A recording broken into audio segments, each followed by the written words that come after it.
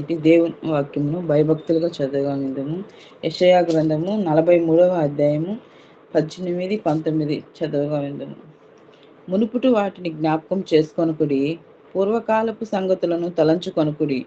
ఇదిగో నేను ఒక నూతన క్రియను చేయుచున్నాను, ఇప్పుడే అది మొలుచును, మీరు దానిని ఆలోచింపరా? నేను అరణ్యములో త్రోవ కలుగజేయుచున్నాను, ఎడారిలో నదులు పారజేయుచున్నాను. ఇంతటితో ఈ వాక్యం ముగించుకున్నాను. ఆమేన్.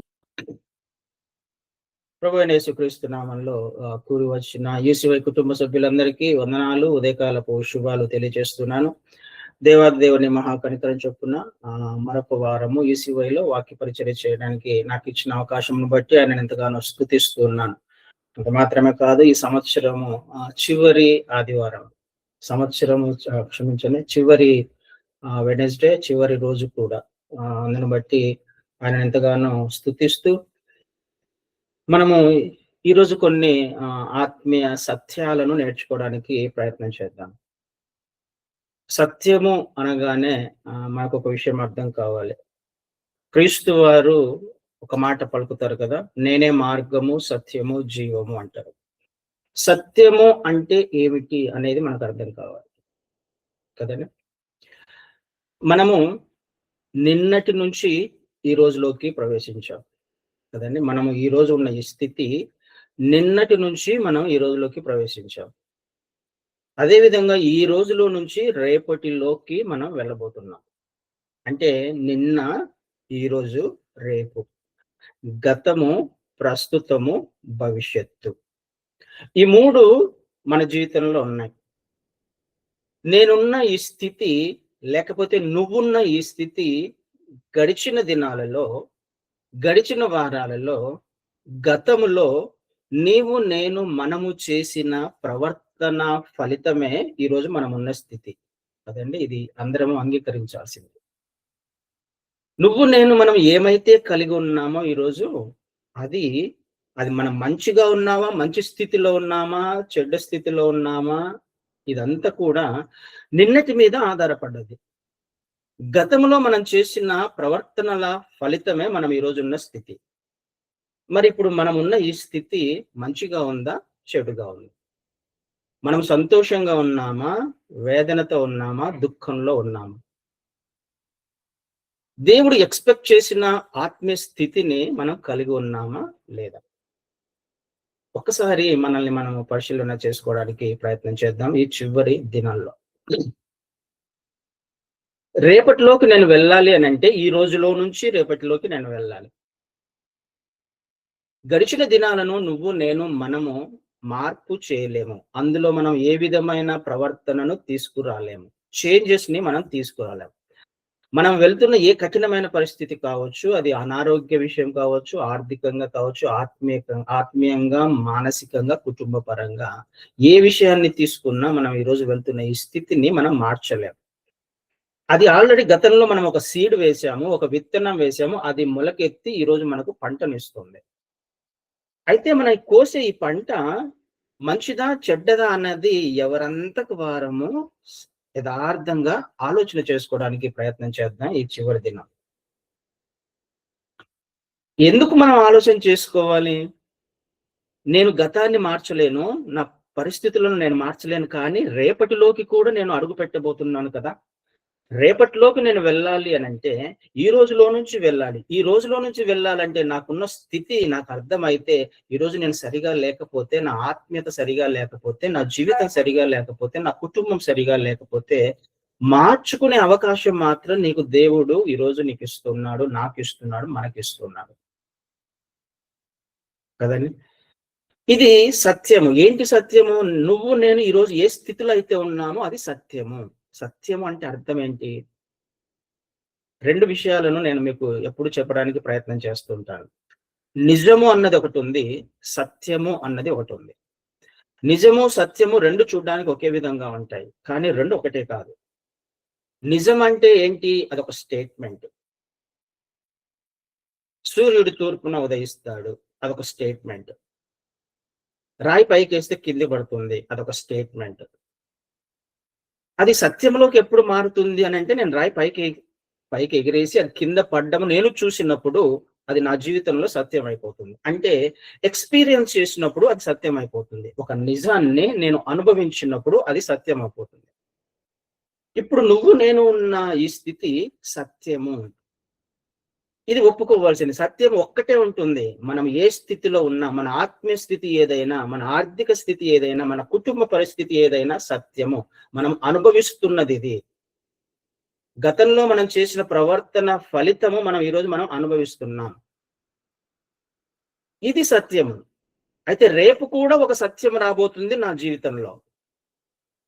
గతంలో చేసిన తప్పు, గతంలో చేసిన పొరపాటు, గతంలో నడిచిన విధానము, గతంలో నా ఆత్మీయ స్థితి, గతంలో నా ప్రవర్తన, నా మాట తీరు, నా హృదయ స్థితి ఎలా ఉన్నాయో అదే విధంగా నేను ఈ రోజు కూడా కలిగి ఉంటే, రేపు కూడా ఇదే ఫలితాన్ని నేను అనుభవిస్తాను. ఇది సత్యము. ఇది మనం నేర్చుకోవడానికి ప్రయత్నం చేయాలి. రేపు అన్నది నా జీవితంలో మంచిగా ఉండాలి అనంటే, ఈరోజు నేను చేయాల్సిన పనులు ఖచ్చితంగా ఉన్నాయి. దానిని బైబిల్‌లో ఒకసారి మనం జ్ఞాపకం చేసుకుంటే, కొరింథీయులకు రాసిన మొదటి పత్రిక 10వ అధ్యాయంలో, కొరింథీయులకు రాసిన మొదటి పత్రిక 10వ అధ్యాయము 5వ వచనం నుంచి చదువుతాను. అయితే వారిలో ఎక్కువ మంది దేవునికి ఇష్టలుగా ఉండకపోయారు కనుక అరణ్యములో సంహరింపబడారు. వారు ఆశించిన ప్రకారము మనం చెడ్డ వాటిని ఆశింపకుండానట్లు ఈ సంగతులు మనకు దృష్టాంతములుగా ఉన్నవి. ఈ సంగతులు మనకు దృష్టాంతములుగా ఉన్నాయి. ఏ సంగతులు? గతంలో ఒక విషయం జరిగింది. మన పితరుల జీవితంలో ఒక విషయం జరిగింది. మనము ధ్యానం చేసుకుంటున్నామే, రెగ్యులర్ గా మనం చదువుతున్న బైబిల్లో దేవుడు దృష్టాంతములుగా, ఎగ్జాంపుల్స్ గా, శాంపుల్స్ అని రాయబడి, అంటే ఎగ్జాంపుల్స్, ఒక మాదిరిగా మనకు బైబిల్లో దేవుడు కొన్ని విషయాలు రాయించాడు. ఇవి ఎప్పటివి? గతంలో జరిగినవి. గతంలో మన పితరులు అనుభవించిన పరిస్థితి. ఏం చేశారు వాళ్ళు? ఎక్కువ మంది దేవునికి ఇష్టలుగా ఉండకపోయారు కనుక అరణ్యంలో సంహరింపబడిరి. ప్రయాణం చేస్తున్నారు ఐగుప్తు నుంచి కనానుకి. కానీ మధ్యలో ఉన్న ఈ అరణ్య ప్రయాణంలో చాలా మంది, ఎక్కువ మంది సంహరింపబడ్డారు. ఎక్కువ మంది కనానుకు చేరుకోలేకపోయారు. ఎందుకు చేరుకోలేకపోయారు అని అంటే, ఆశింపకూడనిది ఆశించినారు. వారు ఆశించిన ప్రకారము మనము చెడ్డ వాటిని ఆశింపకుండానట్లు. వాళ్ళు వెళ్ళాల్సింది కనానుకి. కనానుకు వెళ్ళాలి అని అంటే దేవుని చిత్తంలో లేని ఆశింపకూడనివి ఆశించారు వాళ్ళు. కోరుకోకూడనివి కోరుకున్నారు. శోధింపకూడని విధంగా దేవుణ్ణి శోధించారు.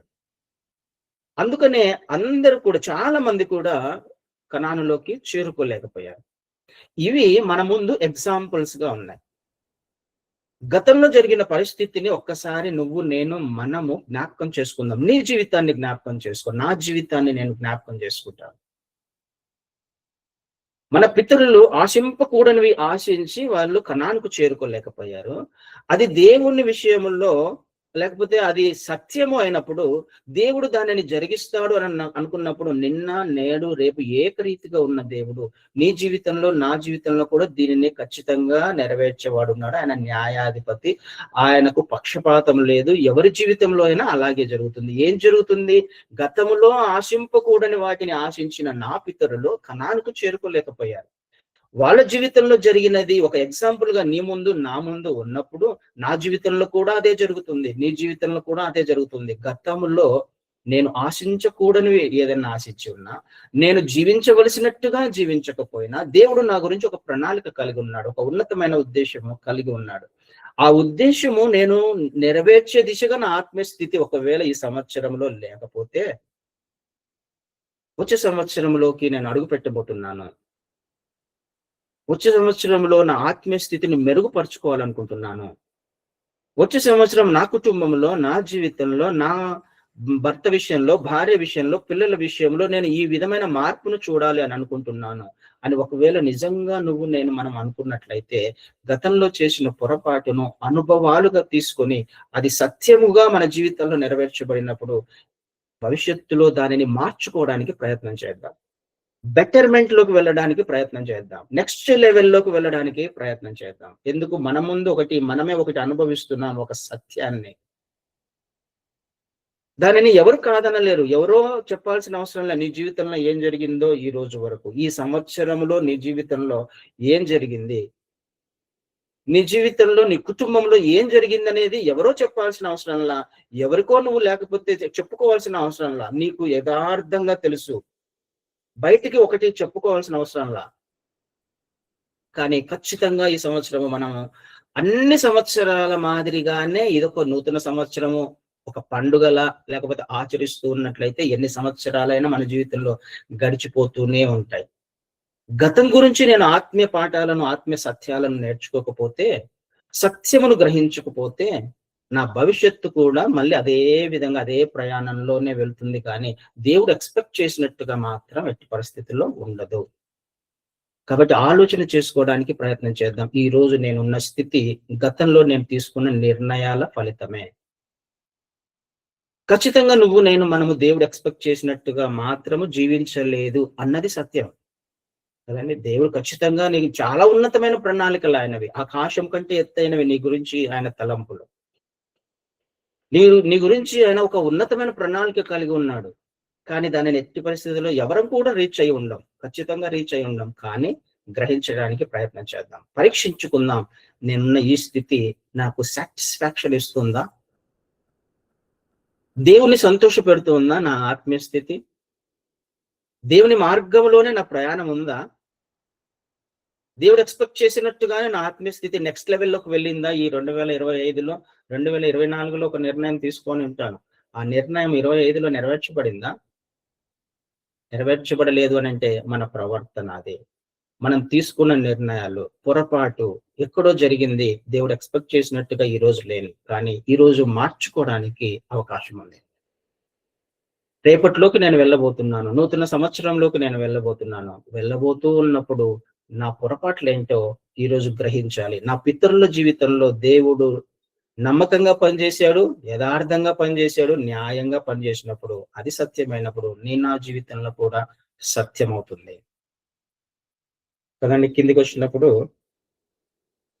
8వ వచనంలో, మరియు వారి వలె మనము వ్యభిచరింపకయుందుము, వారిలో కొందరు వ్యభిచరించినందున ఒక్క దినమున 23,000 మంది కూలిరి. మనము ప్రభువును శోధింపకయుందుము, వారిలో కొందరు శోధించి సర్పముల వలన నశించిరి. వారు సనగకుడి, మీరు సనగకుడి, వారిలో కొందరు సనిగి సంహారకం చేత నశించిరి. ఈ సంగతులు దృష్టాంతములుగా వారికి సంభవించి యుగాంతమందున్న మనకు బుద్ధి కలుగుటకై వ్రాయబడింది.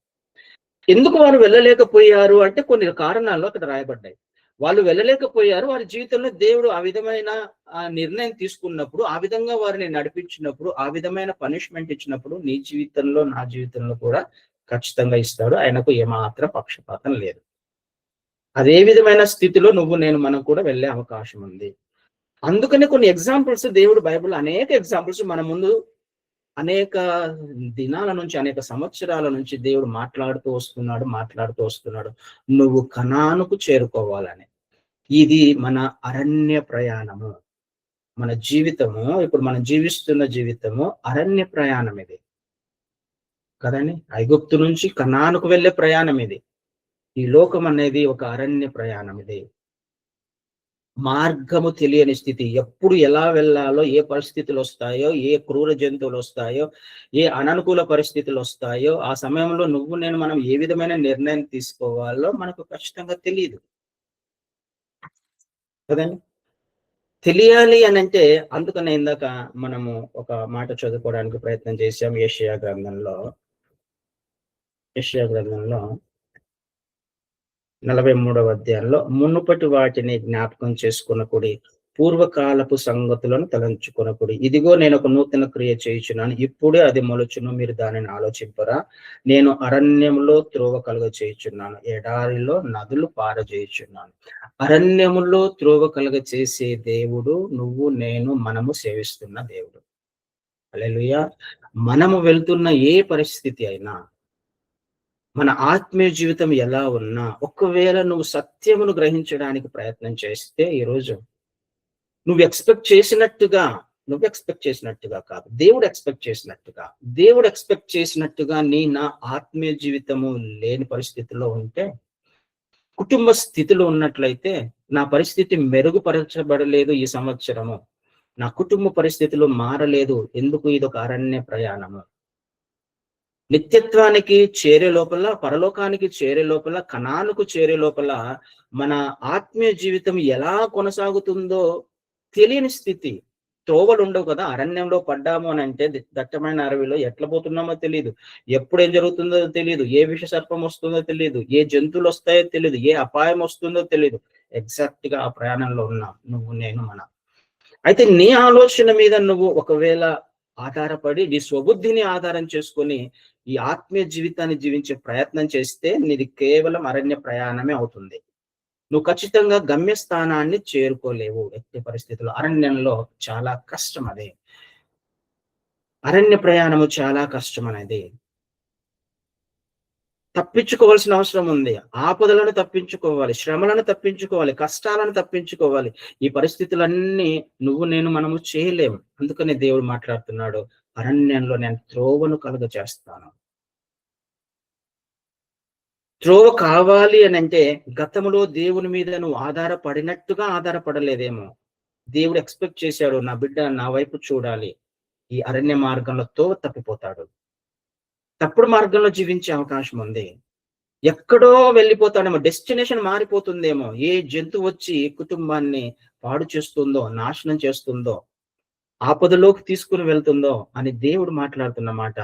నేను అరణ్యంలో త్రోవను కలుగ చేస్తాను.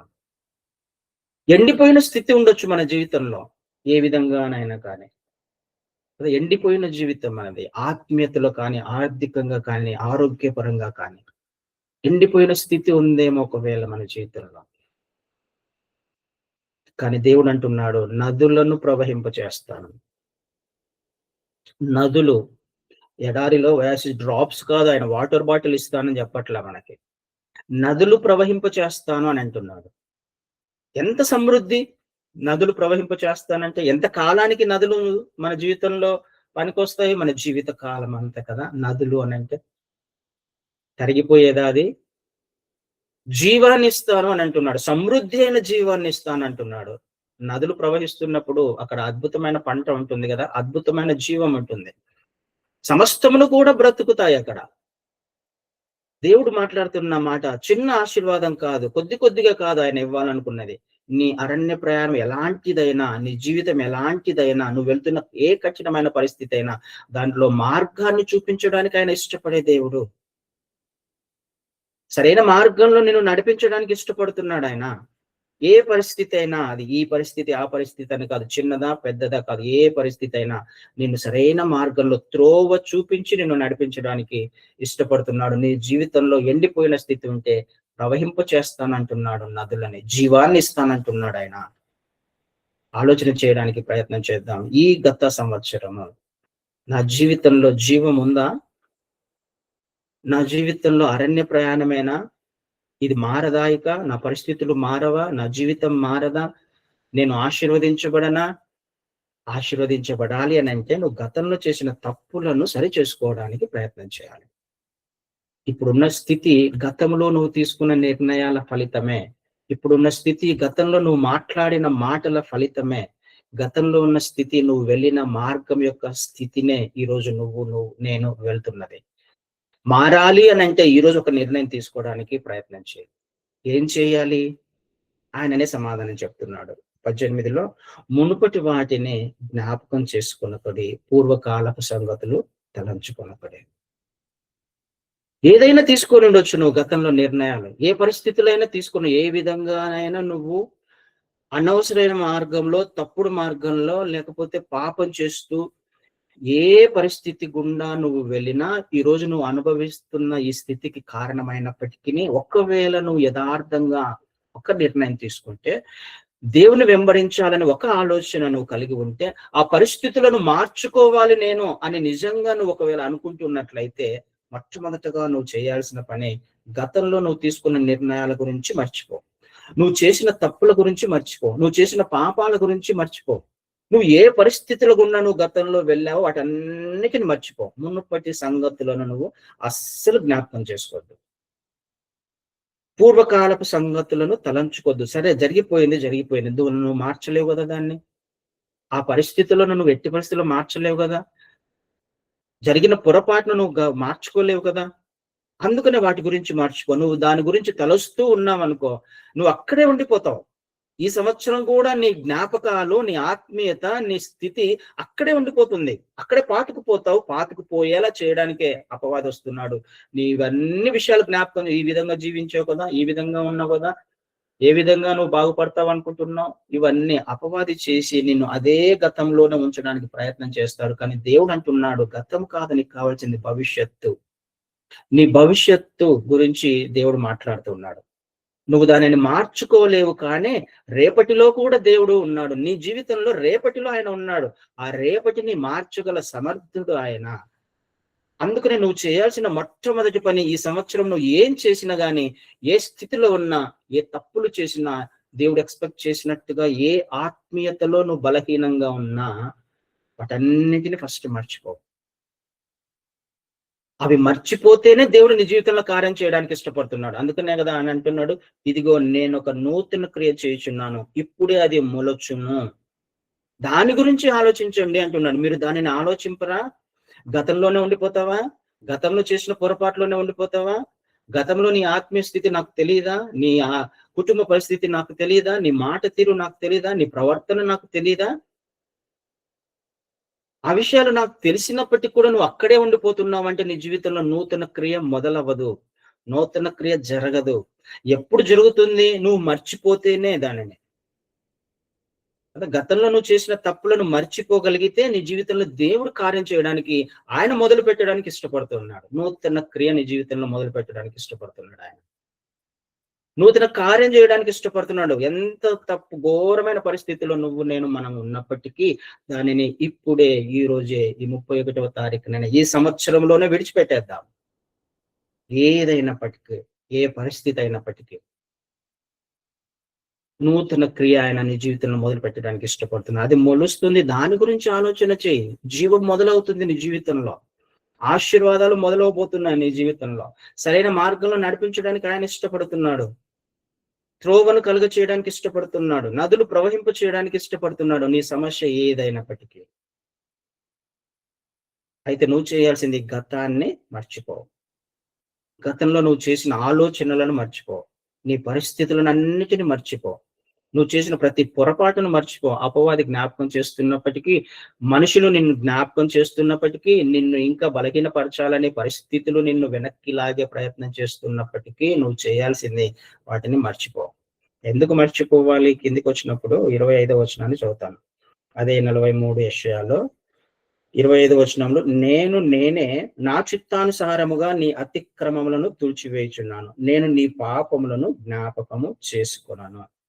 ఎంత అద్భుతమైన వాగ్దానం అండి. నా చిత్తానుసార ప్రకారంగా నేనే మర్చిపోతున్నాను. నువ్వు చేసిన తప్పులను, దోషాలను, అపరాధాలను, పొరపాట్లను, నువ్వు చేసిన అతిక్రమములను, నువ్వు వెళ్ళిన అనవసరమైన మార్గాలను నేనే మర్చిపోతున్నా.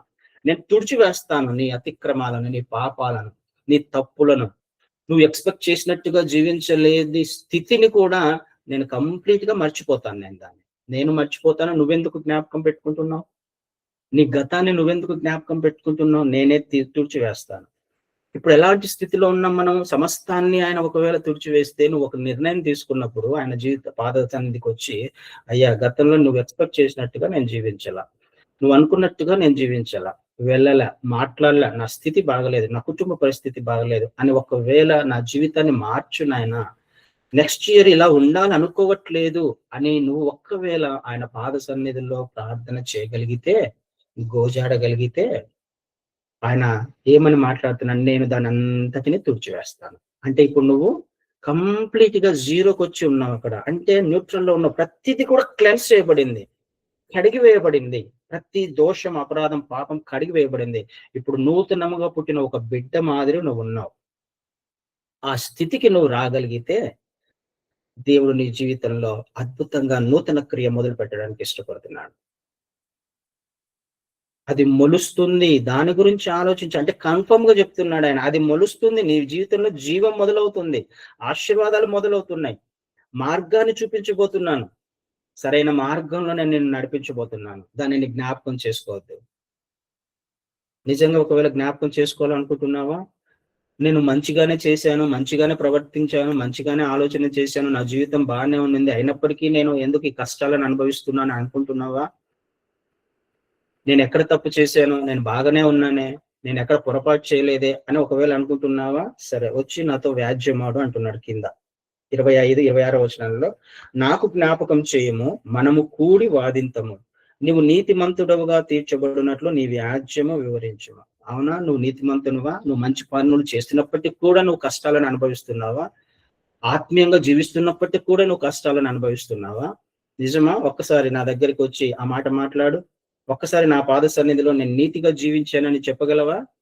నాతో చెప్పగలవా? నాతో మాట్లాడగలవా? అని దేవుడు ప్రశ్నిస్తున్నాడు.